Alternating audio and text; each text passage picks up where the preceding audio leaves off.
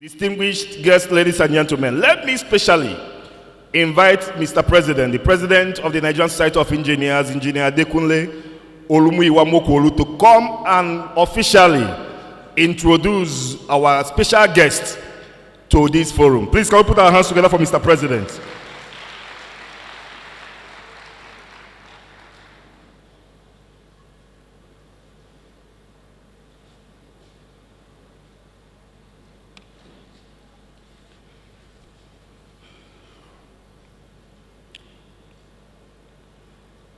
Your Highness, Emir Kano, Muhammadu, Lamido Sanusi II, we are very, very grateful that you are here with us today. Past presidents that are present here,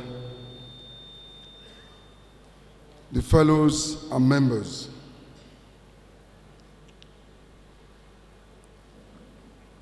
today is a high point of our 2018 annual conference of our great and noble society, the Nigerian Society of Engineers. But before I go on, in calling the name of our father here, I think I made a mistake, and I want the chairman of KADA branch to give me the correct way of addressing our royal father. So you can approach me anytime you're ready. Write it for me. I want to properly say it. Now, today is an unusual day, and I'm welcoming all of you to history.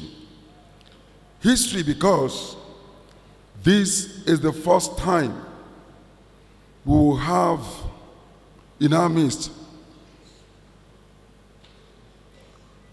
a person that is highly respected.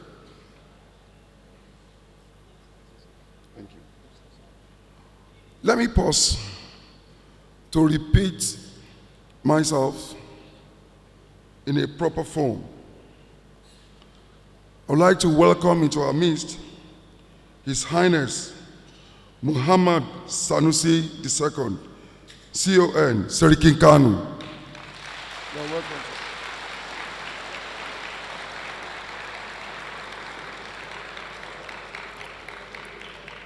The beauty of engineering is that when you make mistake, you repeat until you become an expert.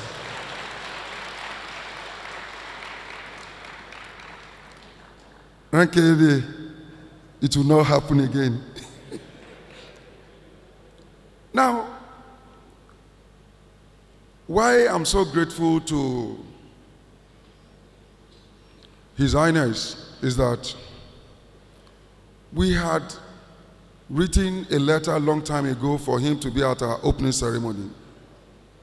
When we couldn't get the reply to that, we decided that we are going to see him in his palace. And let me tell you, that palace is wow. Sir, I congratulate you, sir. I am saying that in the next few years, sir, you have to make that place a tourist attraction.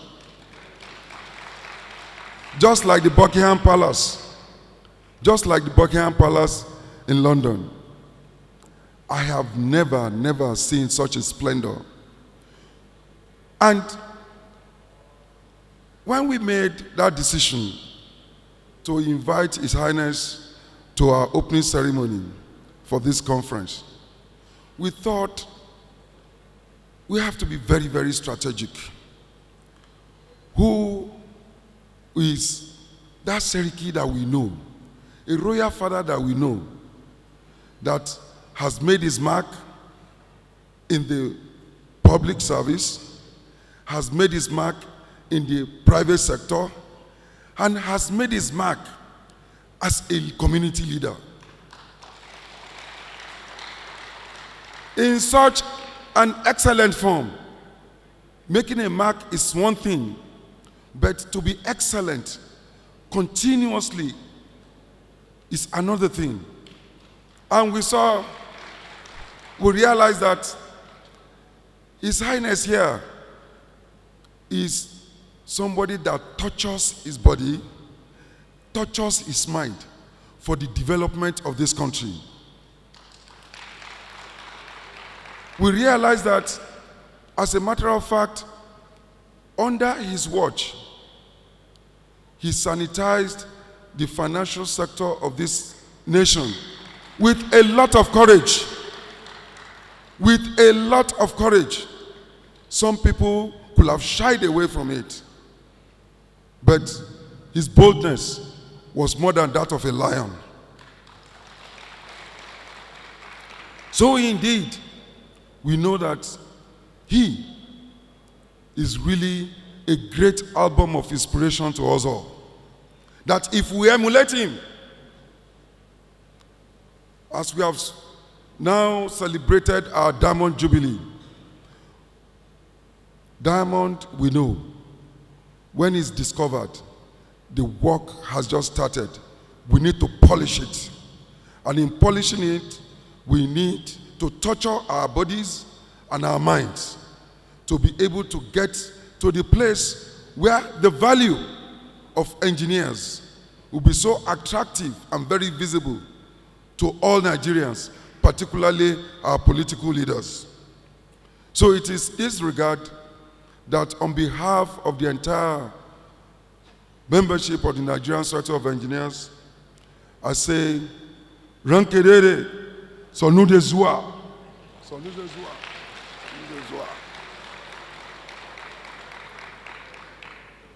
Now, a little bit of adjustment of our program. We are supposed to have our communique, but our father here made a lot of sacrifice to be here.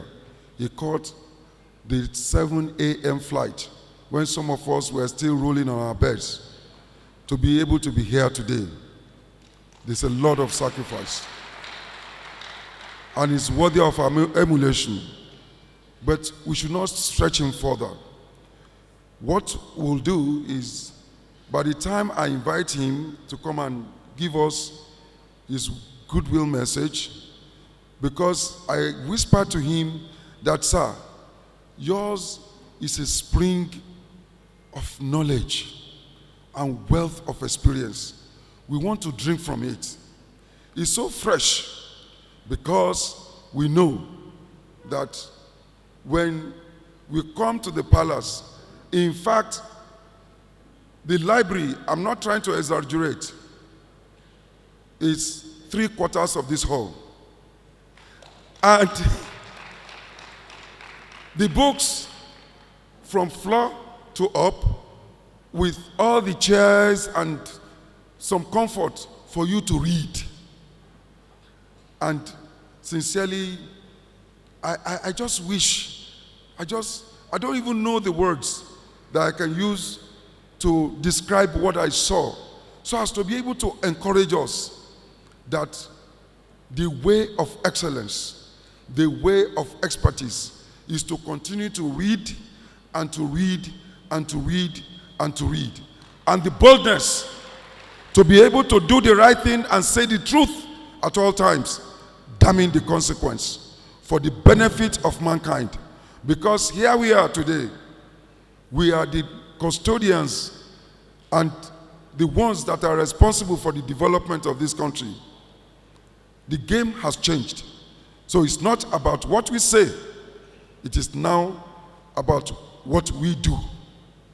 And we are going to emulate His Highness in ensuring that this country will be a great place and the destination of all the citizens of the world.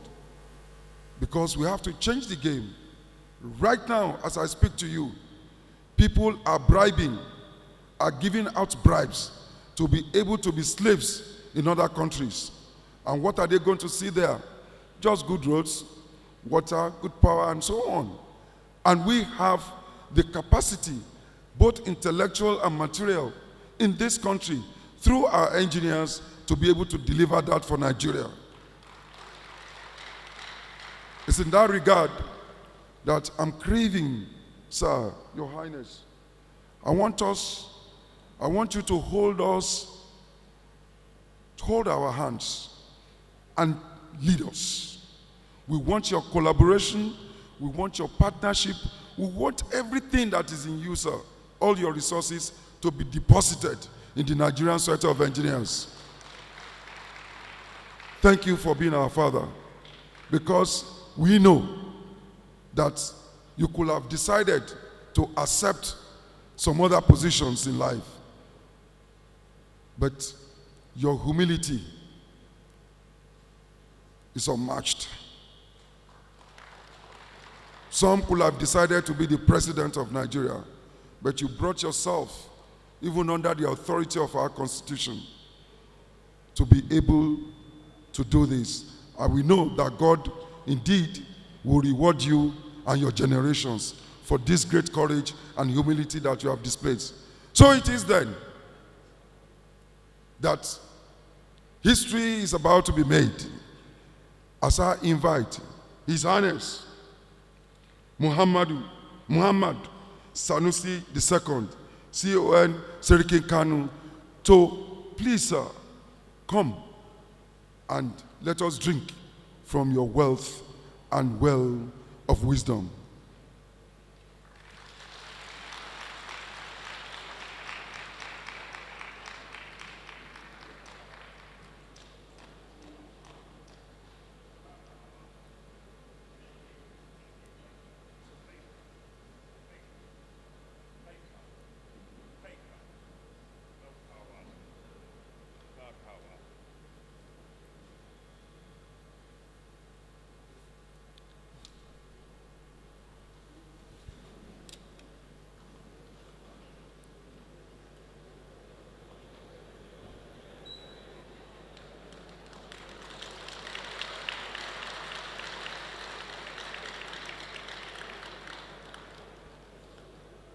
The President of the Nigerian Society of Engineers and past presidents, members of the executive and members of the society.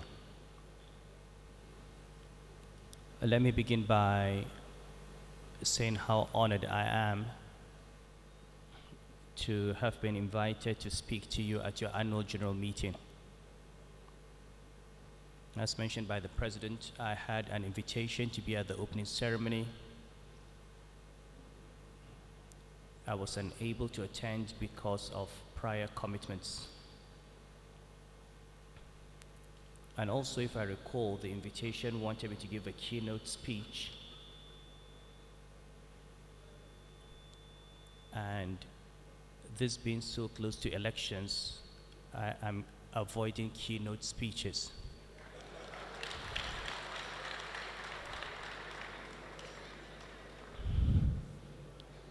I have decided that so long as the Emir of Kano speaks, there is nothing like an uncontroversial topic. Even if I say build a bridge, there will be something, some interpretation to that that will make it a topic of controversy.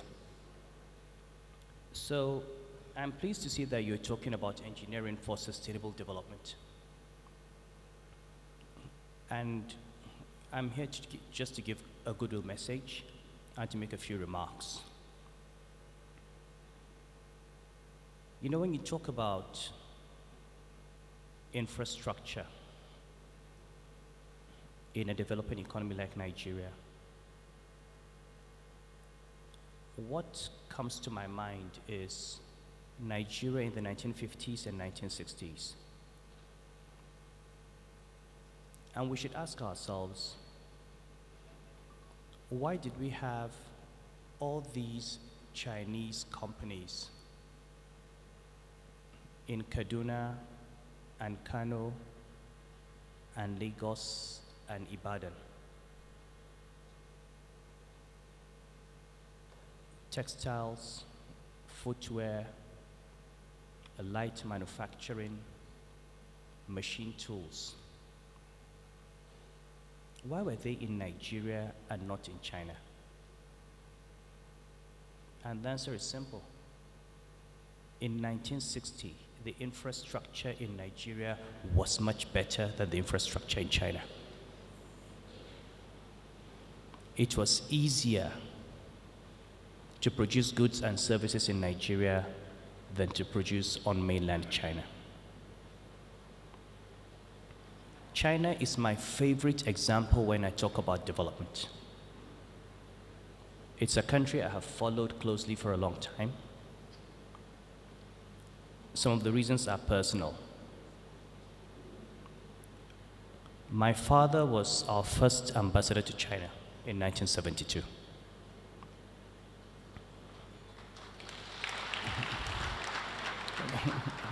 Well, I suppose you're clapping for my father. He was the one who achieved it, not for me. The point I'm trying to make was, in the 1970s, my father had to leave Peking every 2 weeks to go to Hong Kong to buy essential commodities. This was just 40 years ago. He had to go to Hong Kong to shop. That's how bad it was. Up to the late 70s, up to the end of the Cultural Revolution, when Deng Xiaoping started the opening up of China, China had 700 million people living in extreme poverty. 700 million.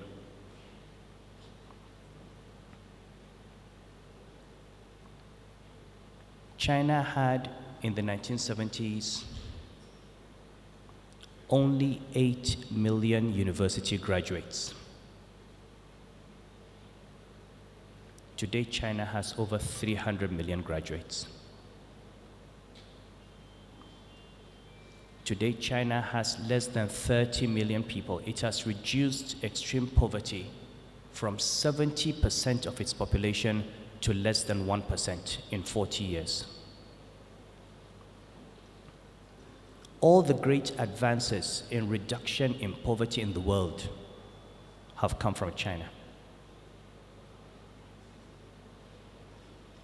So, you know, we talk about miracles. When I go to China, I tell them, I don't like the word or that phrase, Chinese miracle. You know, we keep talking about Asian miracles, Chinese miracles. Because when you say miracle, it conjures the image of some extraterrestrial, supernatural beings coming to do something. These are human beings like us. Just good thinking, hard work, and a sense of self-worth. One man, Deng Xiaoping, woke up one day and said, you know what? Communism does not mean we should all be poor. We can be a socialist country, but we have to lift our people out of poverty. We cannot continue to look at the rest of the world and admire them. And so when people ask me, what is it that we lack in this country? What is it that people lack? What is it that leaders lack? What is it that the elite in Nigeria lack? My answer is always that we lack a sense of self-worth. We do not know our own value. And you can see it everywhere. We're happy to go to Dubai and look at that beautiful airport, spend our money in the villas, go to the Burj Khalifa, take our children to ski in the desert. Where was Dubai 40 years ago? What was Dubai? Desert. Nothing.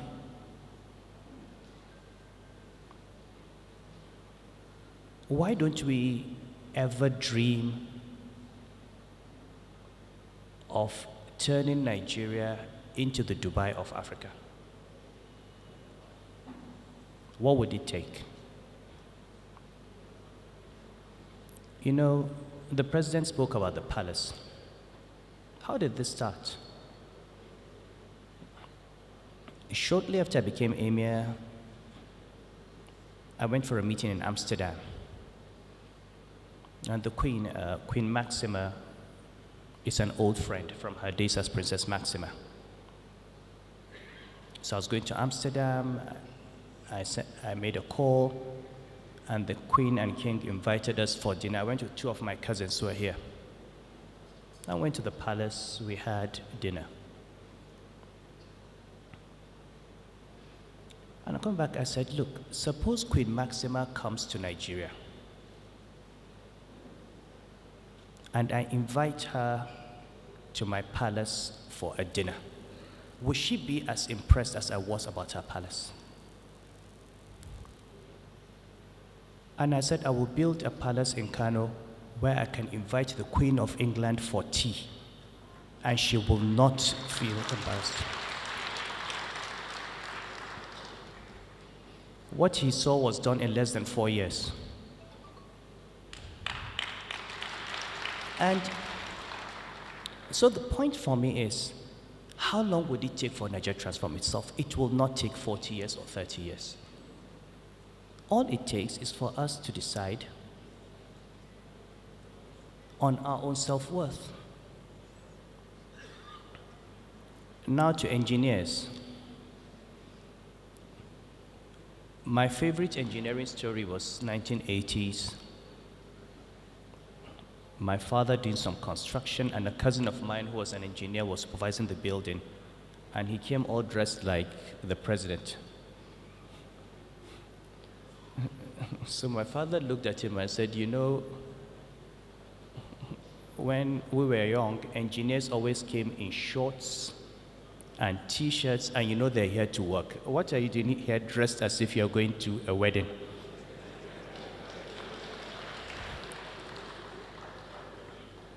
But it says something fundamental. In China, if you have an engineer, he gets his hands dirty. You see him working on machines, working on vehicles, working on electrical work. In Nigeria, the engineer sits in an air-conditioned room. And those who do the work are the mechanics, electricians, people who call vulcanizers. So I wonder really, when you have a degree in engineering and you have to go and look for an electrician to fix your air conditioning, don't we have a problem? Don't we have a problem? And it is a problem that goes to the heart of our entire concept of what an education is. And I think one of the greatest responsibilities you have is to help us look and rethink the curriculum,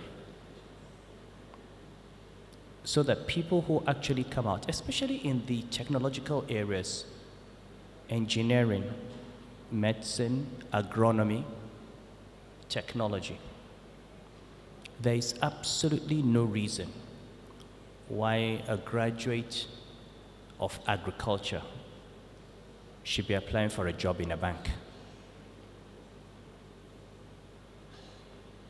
And this is not just China. I went to a university in the Sudan in the 1990s that had only 2 faculties. Now it's a very big university with so many faculties. The Faculty of Agricultural Science was established after I left, about 20 years ago. I went to the university recently, and they took me to the university farm. The students of the Faculty of Agriculture were the ones running the farm. The university farm generates 80% of the revenue needed to run the university. The university is maintained by the farm. The students run poultry, they have animal husbandry, they produce the milk, they produce yogurt, they produce butter, they produce jam, frozen meat, all directly from animals and poultry and crops on the university farm. And as I saw this, two things occurred to me. One, that graduates of faculties of agriculture in Nigeria, if you give them a farm and give them money, they probably will not be able to do that. They know the theory, but they have not had that practical experience and training while they were in the university. But the second thing that went through my mind, very, very sadly, was that when Ahmadu Bello set up the Institute of Agricultural Research in Ahmadu Bello University in Zaria, he probably had in mind producing these types of people. But we have not. So, for me, my message to myself and to other Nigerians is, let us rediscover our sense of self-worth. Let us go beyond admiring other people, worshiping other people, wanting to visit other people and spend our money in other countries. Let us decide that we want to be admired. Why is it that in Africa today we talk about Rwanda? Go to Rwanda, it's a pride for all Africans. Go to Ethiopia, especially under Meles Zenawi. Go to Cote d'Ivoire today with Alassane Ouattara.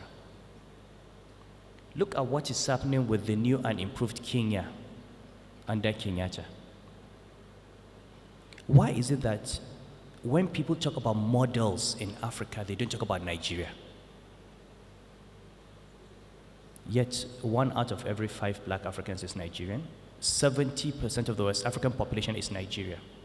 But ask anybody outside of Africa for a model country, for a model people, he will not call Nigerians. Why?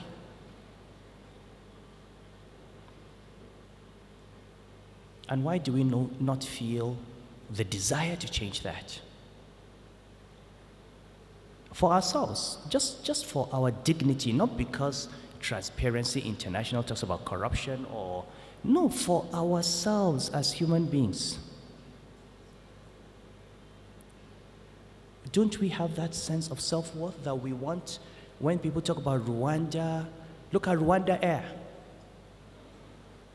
Look at their conference center. Kagame, look, you go to Rwanda today, if you give a tip, they will not accept it.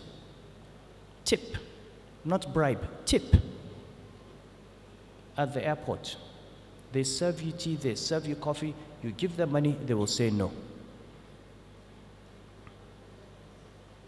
In Nigeria, before they serve you tea, you pay. After they serve you, you pay before you leave. So, what can we do in our lives? What can we do?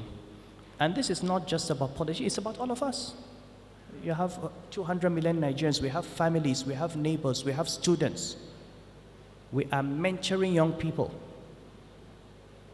Until we each take that responsibility beyond our degrees and spread the importance of this sense of personal dignity and self-worth, this shame that you feel. You know, when I go and people talk about Rwanda, I feel shame. I'm happy for them, but I feel ashamed. What is Rwanda? And they just came out of genocide, just came out of a massive war that almost rendered the country extinct. Yet they're a better example of how a country is run than Nigeria. Cocoa. People talk about Ghana and Cote d'Ivoire. Cocoa. Not Nigeria. Oil. We produce crude. What is our largest import from the United Kingdom? Petroleum products. What is our largest import from France? Petroleum products. We are supposed to be an oil-producing country. We spend all our foreign exchange importing products. What are all you engineers doing that we don't have refineries? How come the Chinese who don't have oil are building refineries in South Sudan, building refineries in Nigeria? What are you guys doing?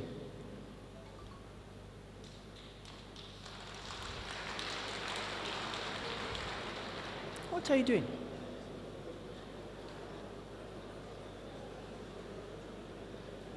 Your best and brightest. First of all, when we're in school, for you to get into engineering, you needed to have AAB, AAA, math, physics, chemistry. These are the brightest brains of every generation. You go into engineering, you finish, yet you cannot build a refinery. What is your greatest ambition? To be employed by Shell or Mobil and work for a multinational corporation.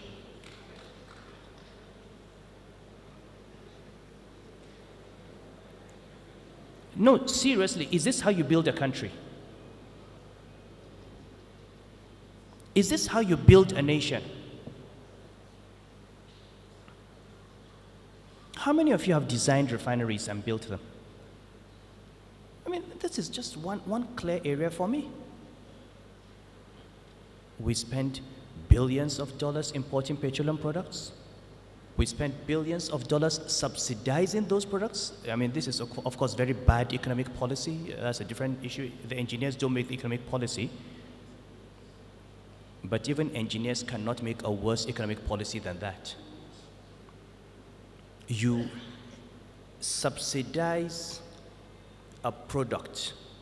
You make it easy for Nigerians to buy a product that is produced in refineries located in Europe.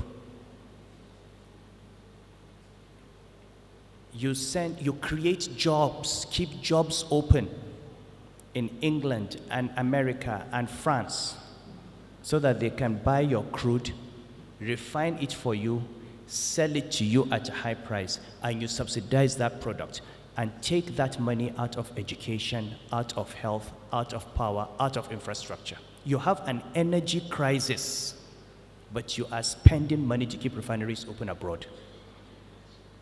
You guys need to save us by building our refineries.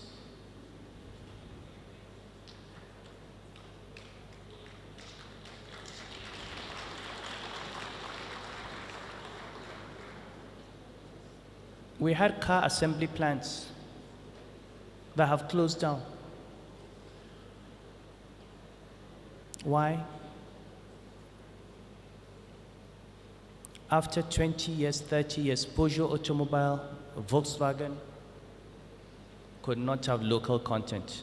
Anytime they told you local content, it was water and paint.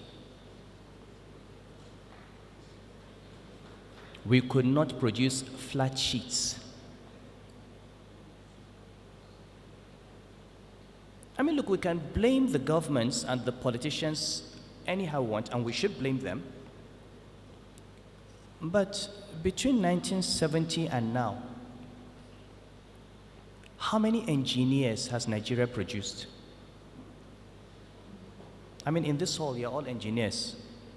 I'm sure in this meeting alone you have several thousands. And among all of you, we cannot produce flat sheets of steel.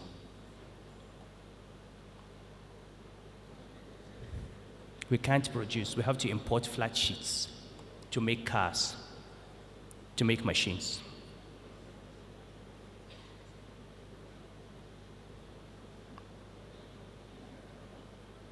You know, we have the petrochemical base, we have natural rubber, we have iron, we have aluminum, we have silicon, we can produce the glass, we can produce the sheets, we can produce the tires, we can produce the engines, we have the fuel and the energy.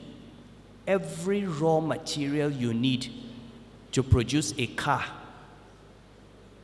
you will find in this country. But we cannot.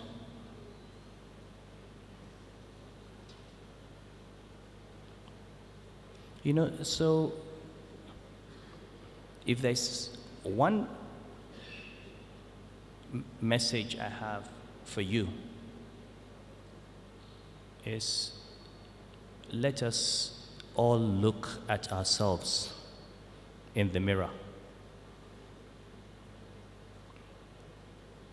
And after the embarrassment of seeing what we are seeing compared to others, let us try and make sure that when we meet next year, some of you will tell me I have built a refinery.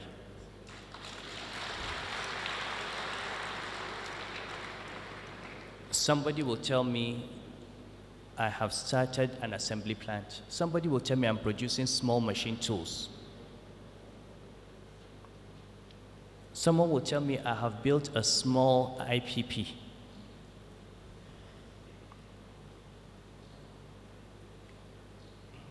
And I certainly hope that in a few years, we'll see this country transform, if for nothing, that the leaders of the country at the national and state and local level, and when I say leaders, just for the press, I'm not just a group of politicians, including myself. I hope that we will all begin to remember that if we have a sense of self-respect, there should be something more important to us than sitting in an office, having a title for 4 years and a title for 8 years, and being a footnote in history. He was so-so, president, governor, emir. He was this for so many years. And then when you look at those years and try to see what has he achieved, what has he left behind, what has he contributed, there is nothing. I think the greatest damage we can do to ourselves is to live in this world and die. And after our death, there is nothing to show for what we did. And those who have the greatest opportunity to leave a lasting impact are the engineers.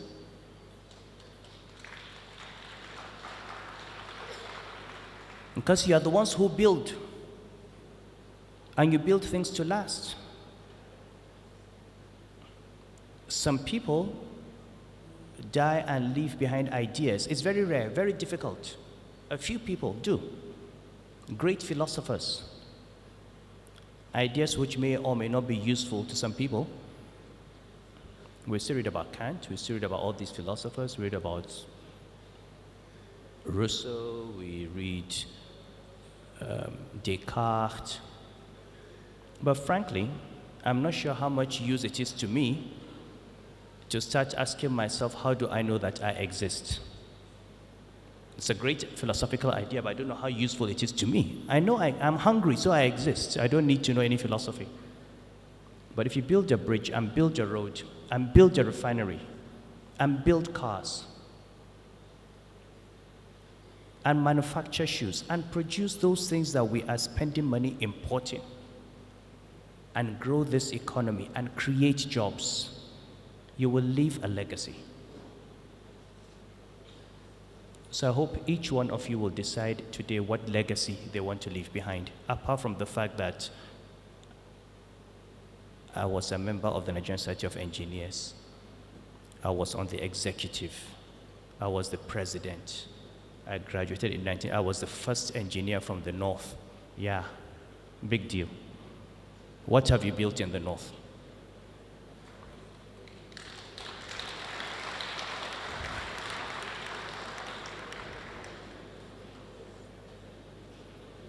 So, do your engineering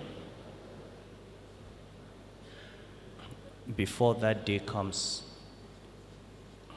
when all of us, there's some engineering that happens every time. We have local engineers who don't have degrees. They do some construction and they build some nice things, hundreds and millions of them. They are called graves. So before you become enclosed in that work of engineering, make sure you leave yours behind. Thank you.